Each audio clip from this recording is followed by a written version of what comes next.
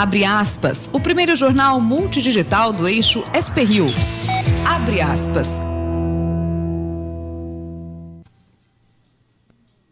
Olá, muito bom dia, no ar o Abre Aspas, ao vivo dos estúdios da SP-Rio+, na Cassiano Ricardo, em São José dos Campos, São Paulo, com transmissão simultânea direto do Facebook da SP-Rio+, e também do Facebook do jornal O Vale. Comigo, o jornalista José Guilherme Ferreira, e contamos hoje com os sempre pertinentes comentários do doutor Sebastião Domingues. Muito bem-vindo, doutor. Bom dia, bem-vindo a você também. É a primeira vez que a gente se encontra aqui hoje, né? Espero que primeira de muitas, com certeza. E vamos aos destaques desta edição. Felício rebate promotoria e defende obra do Arco da Inovação. Reforma da Previdência, proposta do governo, incluirá capitalização. Vale a quinta região de São Paulo com mais investimentos em inovação. Decreto de posse de arma deve sair nos próximos dias. Nós vamos para um rápido comercial e depois, para esquentar essa edição de hoje do Abre Aspas. Até já.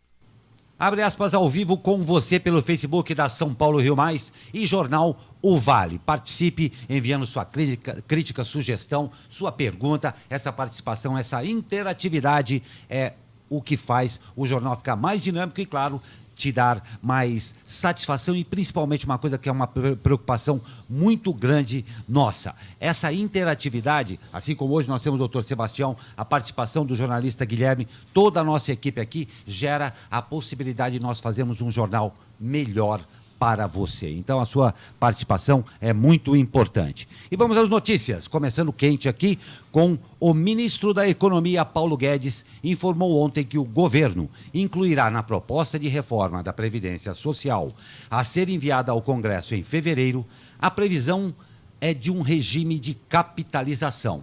Olha só, uma espécie de poupança para a aposentadoria feita pelo trabalhador. A informação é do portal G1. O regime atual é o de repartição, pelo qual o trabalhador ativo paga os benefícios de quem está aposentado. De acordo com Paulo Guedes, o atual sistema está condenado. Então, nós estamos tentando justamente salvar as futuras gerações. Salvar é um movimento duplo. Primeiro, você tem que salvar essa previdência que está aí, mas, ao mesmo tempo, para as futuras gerações, você quer criar um novo regime trabalhista e previdenciário, disse o ministro. De acordo com Paulo Guedes, o atual sistema está condenado. A previsão é que as contas da Previdência registrem saldo negativo, superior, pasmem, a 300 bilhões de reais neste ano.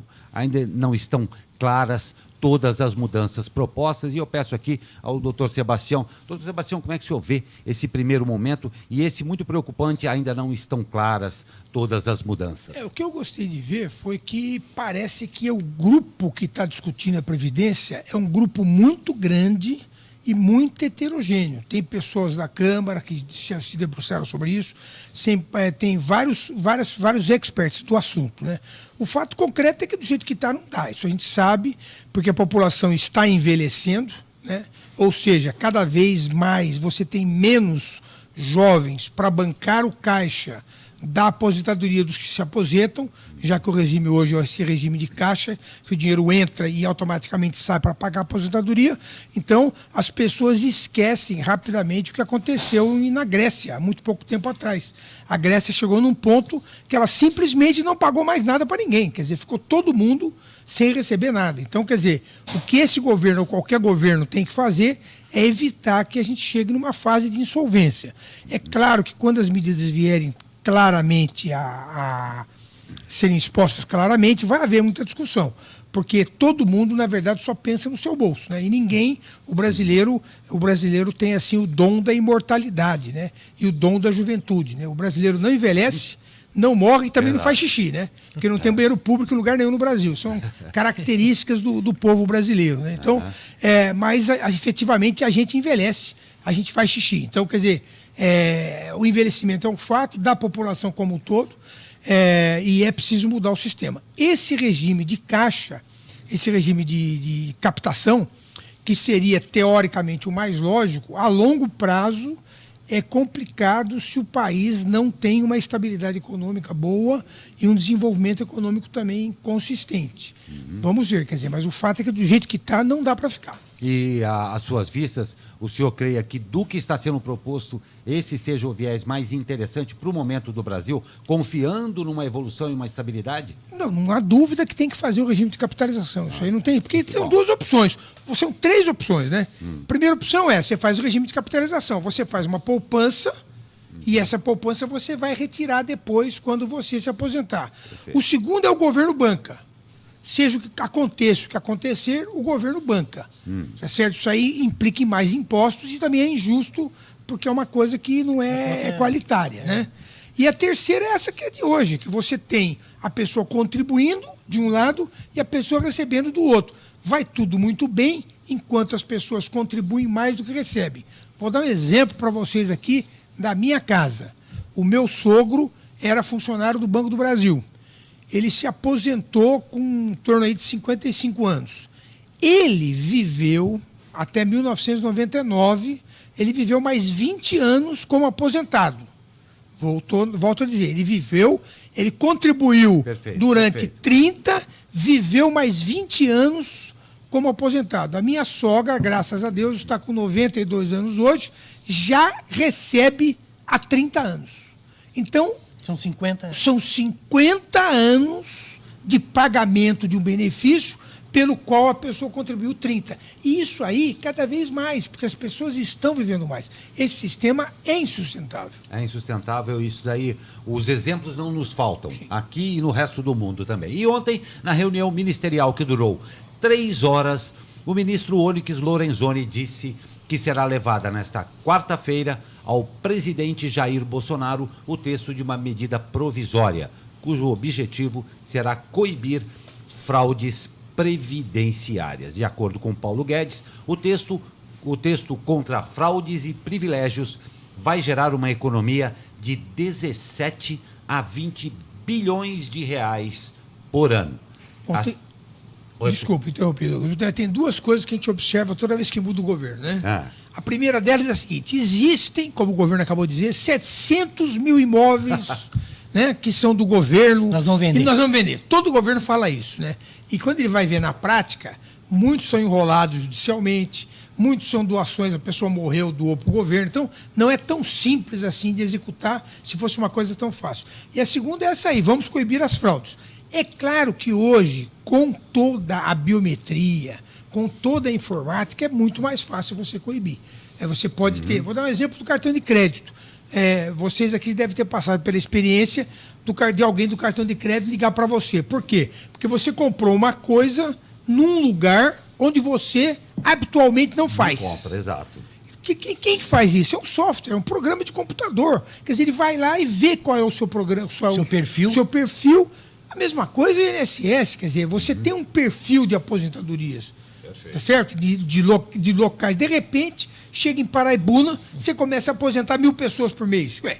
Alguma coisa está errada. Então, quer dizer, eu não acredito que seja muito difícil você diminuir isso, não. Eu acredito que o mais difícil seja a boa vontade para o fazer. O software faz, mas ele não pensa, ele é burro. Agora, se existir a boa vontade para deixar que ele funcione. E outra coisa, coibir quando for verificado, aí funciona, porque sem isso daí também não tem mágica. E tem aquele outro problema também, né? O sujeitinho que vai operar o software tem que estar engajado, como você falou, né? Exatamente, não tem milagre. Assim que for publicada, a medida provisória terá força de lei, mas precisará ser aprovada pelo Congresso Nacional em até 120 dias para se tornar uma lei em definitivo. Aí já é outro problema. Problema 2, a missão. Mas isso é fácil, aprovar uma coisa dessa é fácil. Esperamos. Continuando, o ministro-chefe da Casa Civil afirmou ontem que na próxima semana o decreto que flexibiliza a posse de armas de fogo, outro tema muito polêmico também, deve estar pronto. O assunto foi tratado pelo presidente Jair Bolsonaro durante reunião ministerial na manhã de ontem no Palácio do Planalto. O presidente chamou a atenção para algo muito importante, que era de que todos aqueles compromissos de campanha que ele assumiu, nós, os ministros, tínhamos a tarefa de materializar. Então, o primeiro que está sendo materializado é a questão de posse de arma, que é algo muito importante na avaliação do presidente, destacou. Segundo o Onyx, o assunto está sendo tratado com o ministro da Justiça e Segurança, Sérgio Moro. O decreto diz respeito à posse de arma de fogo. No texto será esclarecido que se trata de posse, que permite ao cidadão ter a arma em casa ou no local de trabalho. Já o porte diz respeito à circulação com arma de fogo fora de casa ou do trabalho. Outro tema que vai dar pano para a manga. Tem uma pegadinha aí, viu? Tem duas questões. Primeiro é o seguinte, eu tenho um amigo que é muito chegado em arma e tal, e ele tem posse de arma. Você consegue ele hoje... Tem posse ou porte? Posse. Você consegue hoje, do jeito que está a coisa, conseguir a posse de arma através do Exército. É demorado o processo, é bem complicado, mas você consegue. Mas, como você bem ressaltou, o que está se discutindo é a posse e não o porte. Mas onde é que eu quero chegar é o seguinte, que ele está colocando no decreto dele um detalhe aí que é uma pegadinha. Que ele vai autorizar... Não, o cofre tudo bem. Ele vai autorizar a posse de arma nas cidades cujo índice de homicídios por 100 mil habitantes seja maior do que 10 mortes por 100 mil habitantes. Inclusive está aqui na matéria, eu vou ler novamente isso daí, porque é muito pertinente. Ele não falou, você vai comentar isso aí. Exatamente. Pois é, então eu vou dar uma notícia para os joseenses, né? Acabou de sair no Vale Paraibano que o número de homicídios o ano passado em São José dos Campos foi de 42 homicídios. Se você dividir isso por 700 mil habitantes, ou cada 100 mil habitantes, dá um índice de 6 mortes por 100 mil habitantes. O estado de São Paulo, como um todo, tem um índice na faixa de 10 a 11 mortes por 100 mil habitantes. Então, o estado de São Paulo não vai poder comprar arma. Então, continuando, porque eu quero ratificar tudo, e a gente vai falar, porque tem muita coisa para discutir a respeito disso. Na semana passada, durante a entrevista concedida ao SBT, Jair Bolsonaro disse que o decreto vai tirar a, abre aspas, subjetividade, fecha aspas, do Estatuto do Desarmamento. Acho que essa subjetividade acampa em nossos governos em vários outros assuntos também. De acordo com o presidente, uma das ideias é comprovar a efetiva necessidade com base em estatísticas de morte por arma de fogo. Nosso comentarista já o adiantou aqui. Assim, moradores de locais com altos índices de mortalidade teriam mais facilidade em adquirir armas. Ali, na legislação, diz que você tem que comprovar efetiva necessidade. Conversando com o ministro da Justiça, Sérgio Moro, estamos definindo o que é efetiva necessidade. Isso sai em janeiro, com certeza, disse Bolsonaro na semana passada, na primeira entrevista após ter assumido a presidência. E aí já confere todo o nível de subjetividade possível para poder ter uma compreensão razoável do assunto, não é, doutor? Pois é. E a questão também que eu acho é o seguinte, né? Na verdade, na minha opinião, o que vai acontecer é que o bandido agora vai ter a chance maior de ter uma arma entrando na sua casa, né? Isso aí, na verdade, o que está por trás disso é aquela sensação, aquela norma, aquela legislação americana que diz o seguinte: se você pisar no gramado da casa do indivíduo, o cara pode te massacrar e não vai acontecer nada com você, que é o grande apreço que eles têm pela sua propriedade individual. Para você ter uma ideia, a polícia americana não pode abrir o seu porta-malas se ela não tiver um mandato contra você, porque o porta-malas, o seu carro, é considerado extensão da sua casa. Então, está se trazendo essa imagem para o Brasil, que é você ter uma arma em casa para defender a sua propriedade, a sua família, que tem seus méritos, mas eu acho que isso aí vai facilitar a disseminação de armas na mão de bandido. Uma questão que sempre deixam de lado, né, não atacam com eficiência, é a questão do contrabando de armas, né? Quer dizer, você vê no Rio, as armas são armas contrabandeadas, quer dizer, então existe um mercado paralelo que essa lei não vai atingir, que as leis não atingem, né? Além das leis, de toda a discussão, de toda a subjetividade que existe nisso daí também, é muito interessante também que o pensamento é setorizado. Todo mundo puxa para o seu lado. Sim. Eu estou puxando para a minha região, nós temos que lembrar que nosso país tem 8.500.000 quilômetros quadrados. O que está acontecendo agora, 9h34 aqui em São José dos Campos, não é necessariamente a realidade no interior do Piauí, a 500 quilômetros de Teresina. É isso aí. Então, nós temos condições diferentes num país amplo, então a lei tem que ter uma abrangência que atenda igualitariamente, se é que é possível, a todas essas necessidades e regiões. É um outro ponto que a gente tem que levantar também. Não é? Posso pegar carona aqui já no seu comentário? Você tem alguma coisa para falar agora? Não. Então eu vou pedir, porque chegou a hora do comentário do nosso jornalista José Guilherme Ferreira no famoso Eis a Questão. Eis a Questão.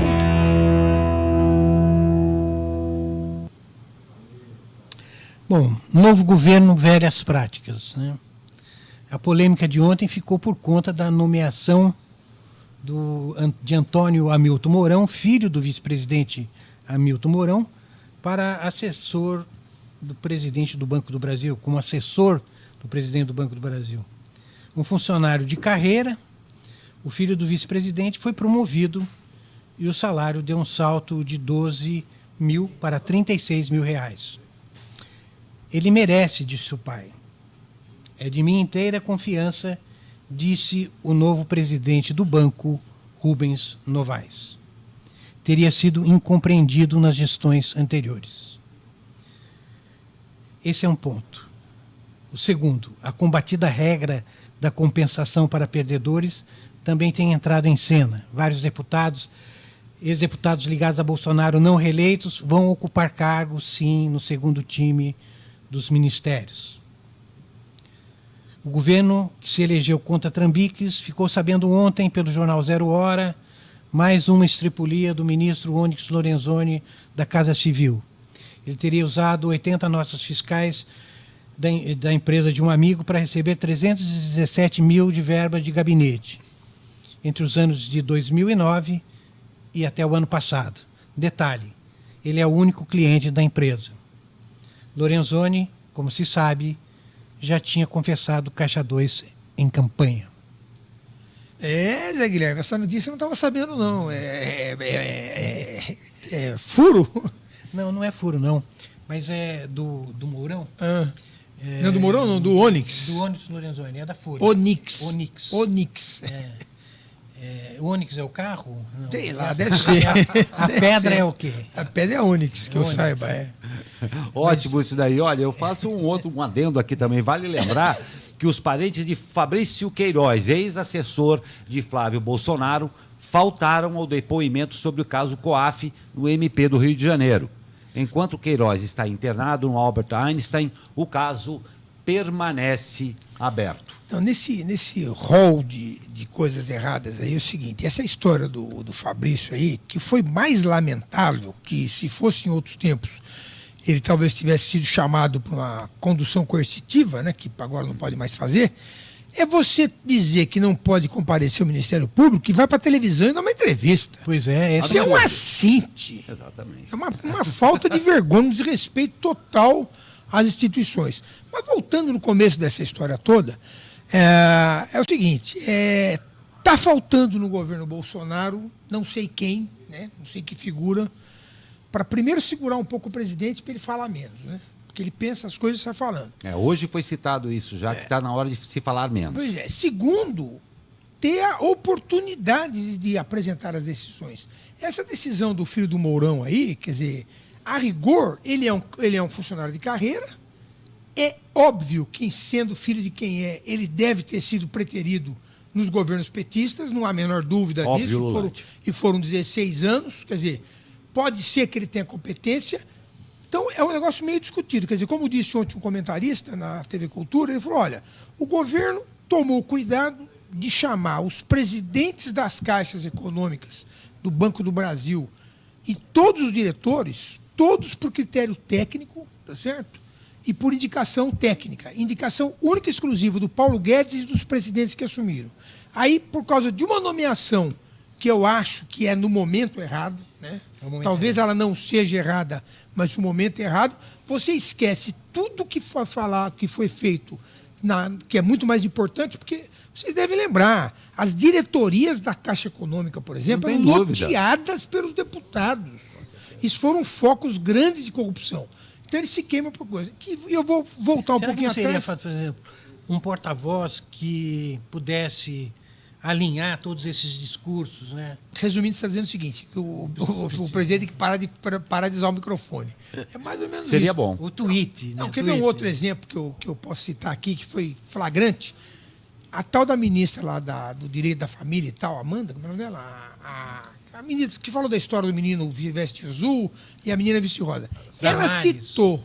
Damares. Ela citou no discurso dela, tá, que 1/3 das meninas do Brasil são abusadas sexualmente. Sendo que abusado sexualmente pode ser também que um adulto passe a mão nela, não significa conjunção carnal. Mas, quer dizer, foi abusada sexualmente. Um estupro no Brasil a cada 11 minutos. E ninguém na mídia repercutiu esses dados. Só repercutiram menino veste azul, menina veste rosa. O que é mais importante nessa história? Quer dizer, acaba que há uma distorção da mídia hoje também, no sentido de não prestar atenção no que realmente deve ser prestado atenção. Por exemplo, essa história do Onix, né? Onix, que eles usavam uma empresa para emitir notas fiscais frias. Quer dizer, vai ter que se explicar. E como já dizia o Emanuel, né, que é uma frase que eu fiquei sabendo depois que é de Hamlet, que a mulher de César não basta ser honesta, tem que parecer honesta. Que seja a verdade, porque o que nós estamos vendo de notícias e comentários, uns voltados ao politicamente correto, outros voltados simplesmente ao matiz, e é onde a informação de verdade se perde. A gente tem que estar muito atento sempre ao subtexto e ao que é dito e como é dito também. Isso é uma verdade. E se informar sempre e muito. Nós vamos para um break agora e logo mais o tempo para toda a região. A gente volta já.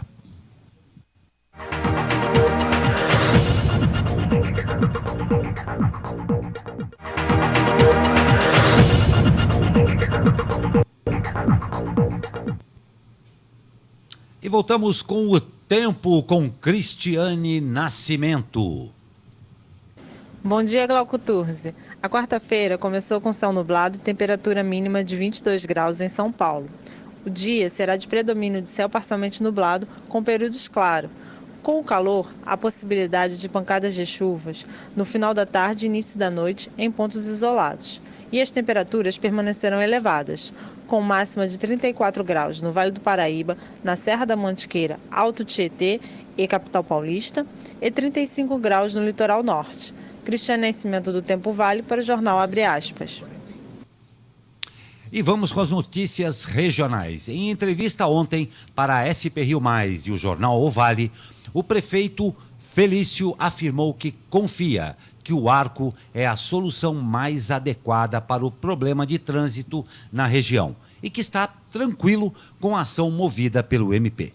A promotoria aponta que o projeto é ilegal, uma vez que existiriam opções melhores. No âmbito da discricionariedade, o administrador está obrigado a escolher somente a melhor opção possível. Em não o fazendo, incorre em ilegalidade, afirma Gustavo Médici, promotor de habitação, urbanismo e meio ambiente.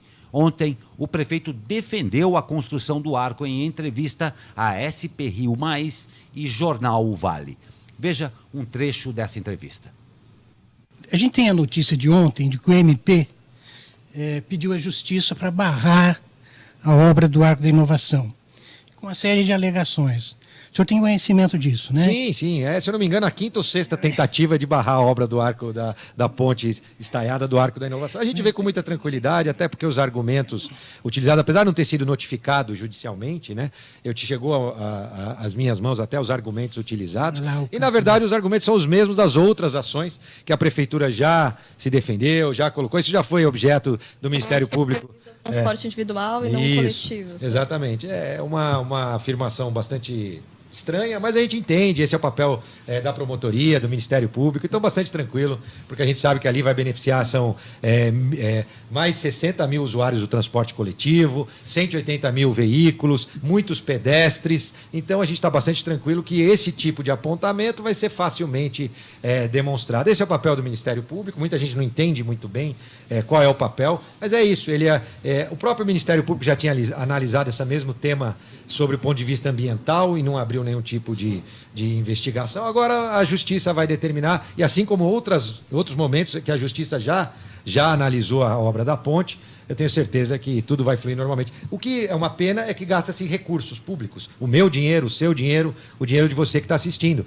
Porque o Ministério Público fez uma peça lá, tem 400 páginas, gastou o meu dinheiro para apurar essa situação e vai gastar ainda mais, porque nós temos as horas dos nossos técnicos, dos nossos advogados, assim como as outras 5 ou 6 ações que nós já respondemos em relação à ponte estaiada. Mas eu tenho certeza que no final vai se comprovar de que é a solução mais adequada para aquela região. Pois é, e as imagens que você viu foram feitas pela Smart Drones, nossa parceira aqui, lá no canteiro de obras, tá? E um dos principais apontamentos do Ministério Público para pedir a suspensão da obra do Arco da Inovação é que, segundo especialistas ouvidos, outros projetos seriam mais eficientes e custariam até 1/3 dos 48,5 milhões que o governo tucano prevê gastar com a obra da ponte. A oposição critica o governo por construção da ponte, né? Tem essa, e é sempre bom isso daí. A oposição ao governo Felício Ramute aproveitou a ação do Ministério Público para criticar a obra do Arco da Inovação projetada pela Prefeitura. Desde o anúncio da obra, temos cobrado e denunciado a falta de projeto e estudo de viabilidade.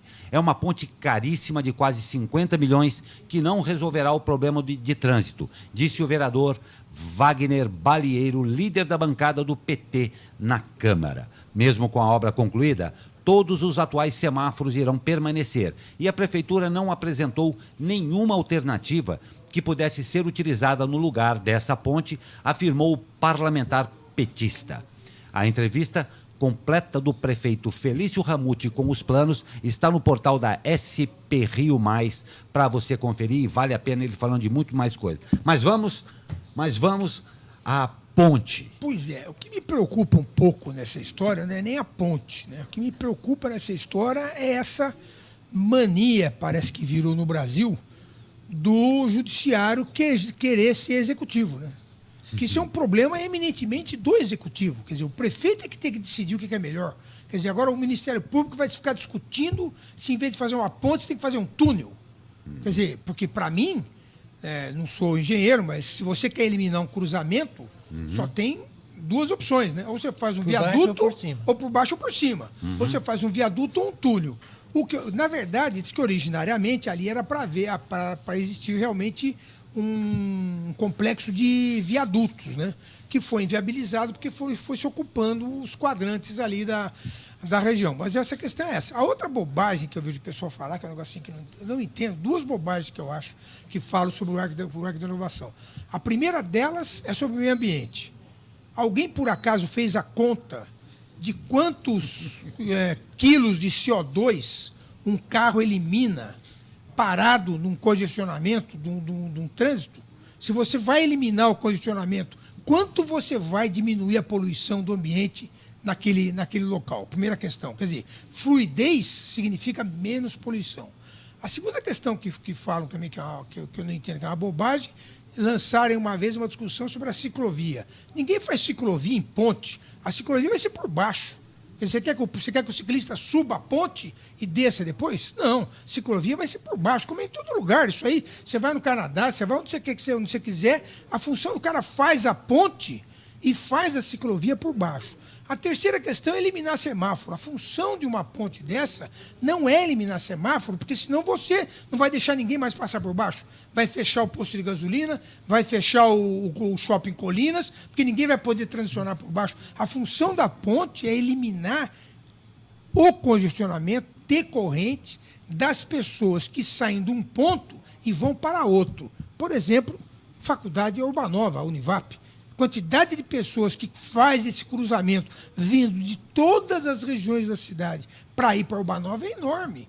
A mesma coisa o pessoal que vem de Jacareí para entrar na Urbanova, todo mundo vem aqui pela Cassiano Ricardo. Então, quer dizer... É uma região de escolas ali De também. escolas, ali o adensamento é muito grande. Quer dizer, vai eliminar o problema? Não vai eliminar, vai diminuir. Por que não vai eliminar? Porque o número de carros não para de crescer, a cidade não para de crescer. Quer dizer, tem que vir novas alternativas, como que estão sendo implementadas, melhoria do serviço público, carros compartilhados e por aí vai. Quer dizer, mas o que mais me pega nessa história toda é essa mania que está o judiciário de querer ser poder executivo. Ele tem que ir atrás de roubalheira, de pessoas que estão sendo maltratadas pelo serviço público, mas a construção de uma ponte realmente acho que está fora do escopo. A tal da atribuição de competência, né? Cada macaco no seu galho, para ser mais explícito. Exatamente, vamos por aí. Mas vamos dar uma melhorada no astral aqui também, porque é o que vale. E o Vale é a 5ª região de São Paulo com mais investimentos em inovação. As pequenas e médias empresas localizadas no Vale do Paraíba somaram 7,7 milhões de reais em 4 anos, injetados na economia da região por meio da criação ou modernização de produtos, processos e serviços. Esse volume fez da RM Vale a 5ª região do estado de São Paulo que mais investe em inovação. Perde para as regiões metropolitanas de São Paulo, Campinas, Ribeirão Preto e São José do Rio Preto. Um dos instrumentos oferecidos às empresas é o programa Juro Zero Inovação, que subsidia juros das operações de créditos de empresas apoiadas pelo programa PIPE, que é o Pesquisa Inovativa em Pequenas Empresas da FAPESP.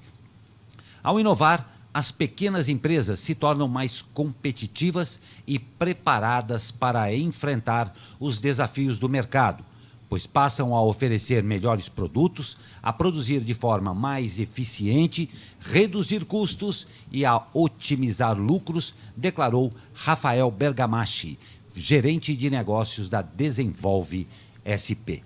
De acordo com ele, a agência já desembolsou 174 milhões de reais em financiamentos para 129 projetos inovadores em todo o estado. Desse total, 10 projetos estão instalados no Vale do Paraíba. De acordo com a Desenvolve SP, 90% das empresas financiadas no Vale estão sediadas em São José dos Campos. Conhecida como Cluster Aeroespacial Brasileiro, a cidade abriga alguns gigantes do setor aeroespacial, como a Embraer e Boeing, e também o ITA, o Instituto Tecnológico de Aeronáutica. De acordo com os dados locais, o setor representa um faturamento anual médio de 7 bilhões de dólares e empregam 19 mil profissionais na cidade. Eu levanto não uma questão aqui, mas uma observação e até para a gente poder conversar um pouco a respeito.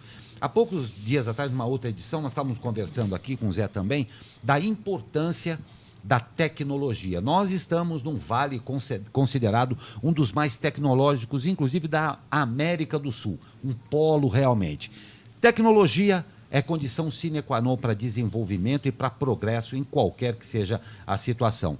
Agora, a inovação faz-se muito pertinente dentro de uma região tão carente da nossa e que tem uma especificidade muito grande no que tange a mão de obra. Nós temos muitos engenheiros, um dado que eu vi há pouco tempo, São José dos Campos tem um dos maiores números per capita de doutores em nossa cidade. Tecnologia e inovação, doutor Sebastião, é condição de crescimento. São os 3 grandes centros do estado de São Paulo. São Carlos, sem dúvida, Campinas e São José dos Campos, né? Onde tem esses índices que você falou aí, de índices PHDs e tal. E, na verdade, é o seguinte, quer dizer, a inovação não está necessariamente ligada à tecnologia, né? Porque a inovação depende, na verdade, do indivíduo, né? Ter a criatividade. O que a tecnologia faz é dar para ele os meios, né? Não adianta eu querer pensar numa coisa se eu não tenho os meios para poder desenvolver. Mas, com certeza, São José e o Vale do Paraíba, por extensão, é um grande centro das duas coisas, né?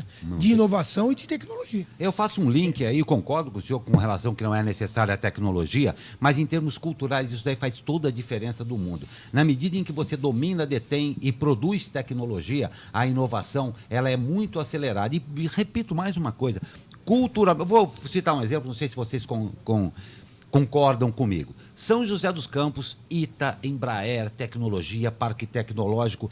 A cidade se utiliza muito pouco da tecnologia que nos é gerada aqui.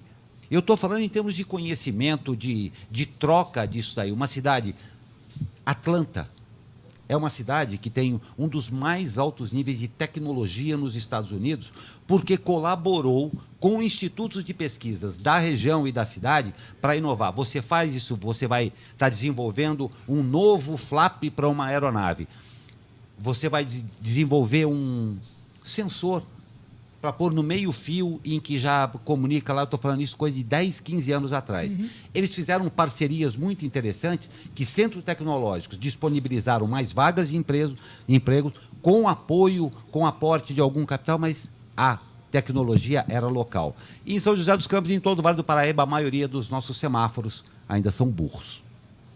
Mas então eu vou lhe dar uma informação que eu não sei se você tem, mas o primeiro semáforo do mundo que tem conexão com o Google Maps e é controlado através do sistema de trânsito do Google, está instalado na Avenida dos Astronautas.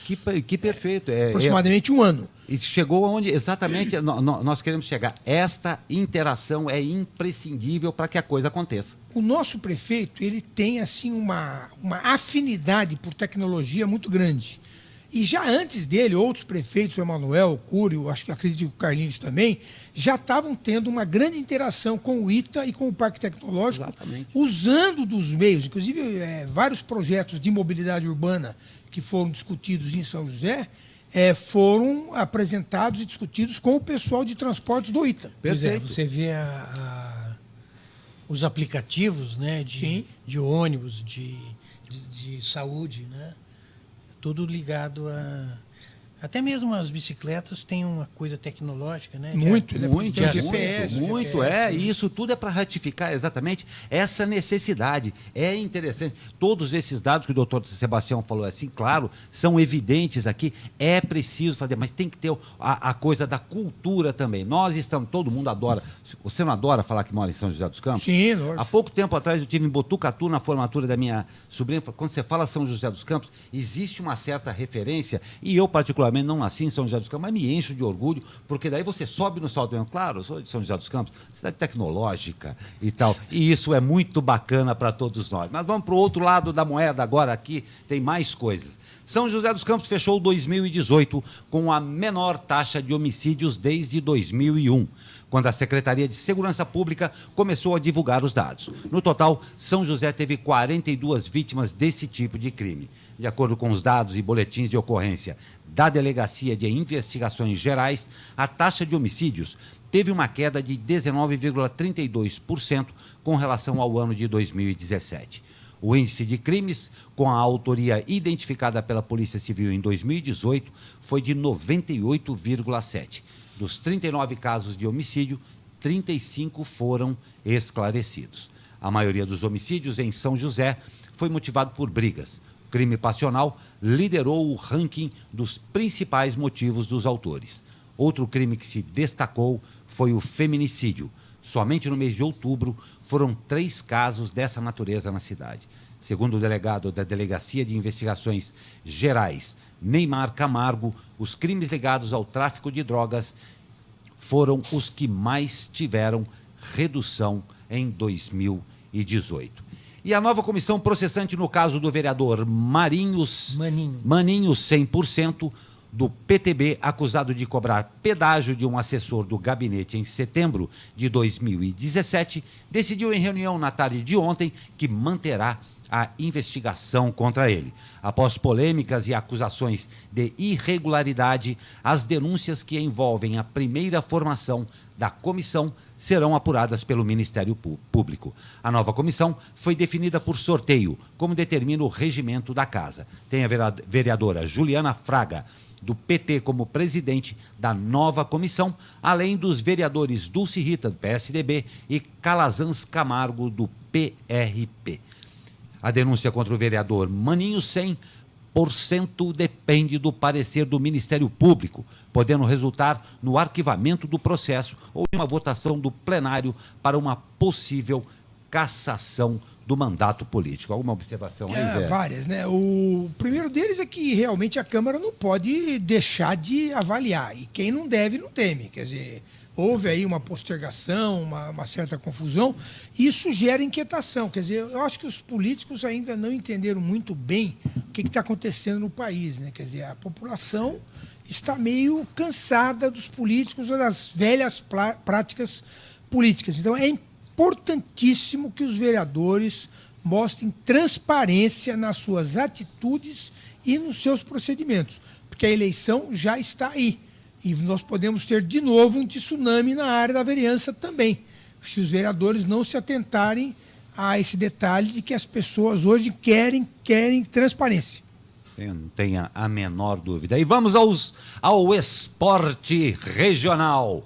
Os meninos do Taubaté recebem hoje o Vasco da Gama às 13h45 no estádio Joaquinzão. A partida é válida pela última rodada do grupo 27 e em jogo está a classificação para a próxima fase da Copa São Paulo de Futebol Júnior. O Burrinho da Central ocupa atualmente a segunda colocação do grupo com 4 pontos. Os mesmos do Vasco da Gama, que fica na frente por conta do saldo de gols. O empate já garante a vaga para as duas equipes. Quem vencer terminará em primeiro lugar na classificação. Já o perdedor espera o outro jogo do grupo entre Tubarão de Santa Catarina e Carajás do Pará, que se enfrentam às 16 horas. Até o momento, o Taubaté já fez 2 jogos. Na estreia, venceu o Tubarão de Santa Catarina de virada por 2-1 e empatou na última segunda-feira contra o Carajás pelo placar de 1-1. Por outro lado, com a classificação garantida desde domingo, o Mantiqueira de Guaratinguetá recebe hoje, às 16 horas, o Juventude do Rio Grande do Sul. A partida é válida pela última rodada do grupo 28 e a Laranja Mecânica busca fechar a primeira fase com 100% de aproveitamento. O Mantiqueira ocupa atualmente a primeira posição do grupo 28 com 6 pontos conquistados. Na estreia, a Laranja Mecânica venceu o Bragantino por 3-2 e na segunda rodada superou o Ariquemes de Roraima por 2-1. A entrada para o jogo será novamente gratuita. Nós estamos indo aqui para o final dessa nossa edição aqui, com pontos realmente relevantes. Eu acho que um destaque muito forte para essa discussão da Previdência, que eu acho que é uma coisa que toca a todos nós brasileiros. E alguma consideração, Zé, doutor Sebastião? Não, eu acho que nos próximos dias essas questões vão ficar um pouco mais claras, né? Vão ficar mais claras e mais confusas ao mesmo tempo. Exatamente. Porque o que vai gerar de discussão não vai ser fácil. A confusão ficará mais clara. Uma confusão mais clara. Uma confusão mais clara, exatamente. Para você que nos acompanha, esse foi o Abre Aspas desse dia 9 de janeiro. Nós estamos ao vivo pelo Facebook da São Paulo Rio Mais e também pelo Facebook do Jornal O Vale. Ratifico o nosso prazer em trazer esse jornal a você e lembrando que nós estamos à sua disposição para críticas, sugestões de matéria e que a sua participação é imprescindível. É uma plataforma multidigital que tem esta característica para lá de importante, que é a interatividade. Nós agradecemos a sua audiência e até amanhã. Eu agradeço a presença do Dr. Sebastião. Até amanhã. Um abraço, até semana que vem. Obrigado, meu amigo José Guilherme, nosso jornalista, diretor responsável aqui. Para você, até amanhã e um ótimo dia.